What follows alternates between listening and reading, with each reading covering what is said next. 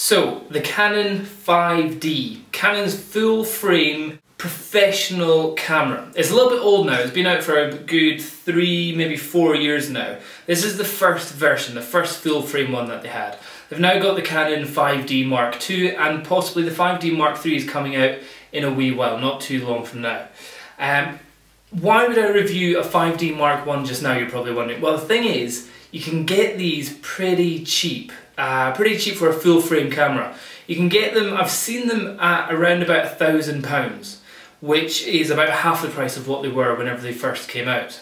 And also half the price of what the 5D Mark II is as well. It's got its pros and it's got its cons. First of all, its full frameness is pretty cool, it means your wide angle lenses are again back to being wide angle. However, if you've got any of those EFS lenses, they won't be fitting on this camera, which is a bit rubbish.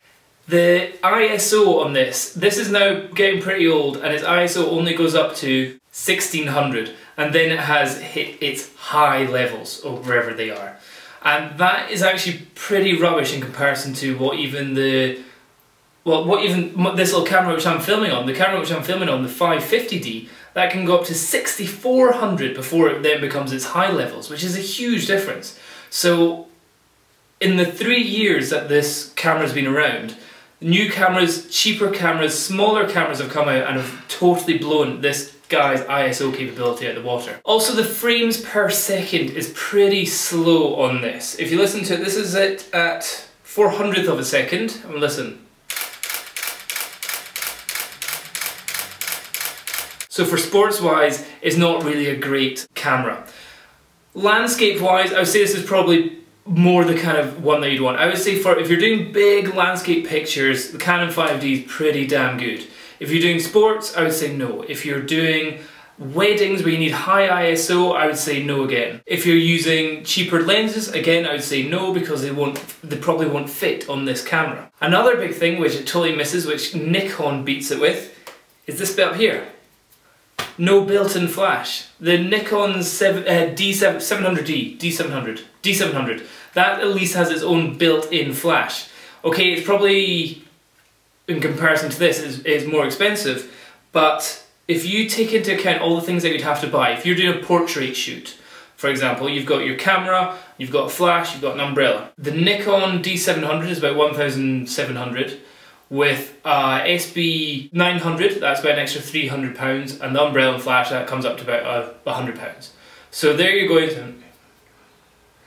around about £2,100. With this, or the new version, the Canon 5D Mark II, then you're going for £2,000 already, plus you'll need a flash on top of the camera to activate the second flash, so then you're going for an extra £650 or maybe £700. So you're already almost £1,000 more expensive if you're going with Canon than you are if you went with Nikon, just because of having a tiny little pop-up flash, which on Nikon can have a commander unit and it can control the other flashes. But with Canon, it doesn't do that on the body. Also, just the menu system on this is just, I'm not a fan of it. I don't really like the menu system. It looks old, it looks tired, it looks like what a Commodore 64 does compared to PlayStation, which is Nikon.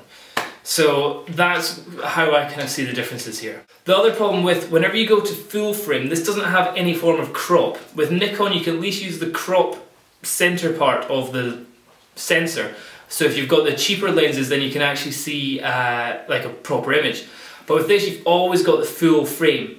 And if you don't have the best lens, you're definitely going to be having some pretty serious vignetting going on in the corners of the image, where it gets a lot darker by one evaluative exposure, one EV, or even up to 2, depending on your lens. If it was my choice today and somebody said you could get a full frame camera for £1,000 or you could get a smaller frame camera with video, be it the Canon 7D or the Nikon D300S, I would without a doubt go with the D300S or the Canon 7D.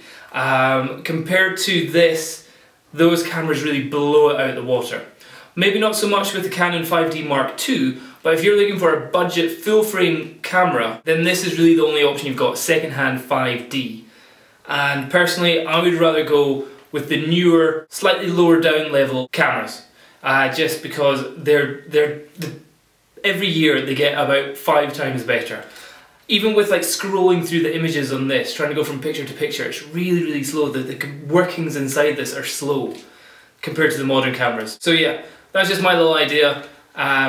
You may have different ideas and I'd like to hear about it. I'd also like if you put it down on the blog down below. What I'll do is I'll try and find links if anybody still definitely does want this, or maybe if they're doing landscape and they've got good glass, then I say yeah, absolutely use this. This would be a great... So I'll try and find some links to any second-hand shops that would be selling this, or just to the brand new 5D Mark II. So hope you like this review. If you've got any other ideas of other reviews, give me a heads up and I'll try and do them for you in the future. Hope that helps. Cheers, bye bye.